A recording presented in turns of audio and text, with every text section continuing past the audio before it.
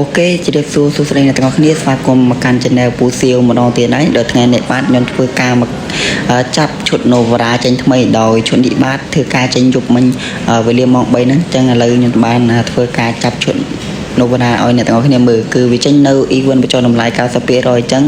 អ្នកទាំងអស់គ្នាប្រវត្តិបានប្រមាណភាគរយដែរសូមជួយ comment ប្រាប់ខ្ញុំម្នាក់មួយផងអញ្ចឹងអ្នកទាំងអស់គ្នាមើលបានគឺរូបរាងវាមកបែបហ្នឹងក៏ដូចជាឈុតកៅក៏ដូចជា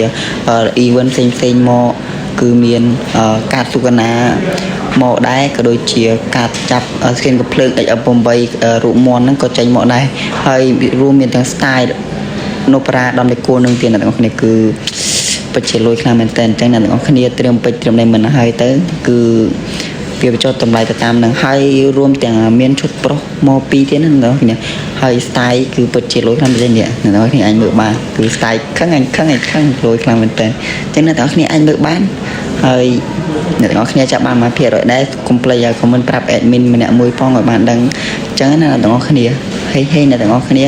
អញ្ចឹងនេះគឺជាការចាប់ឈុត Novara របស់ខ្ញុំគឺលុយខ្លាំងមែនតើ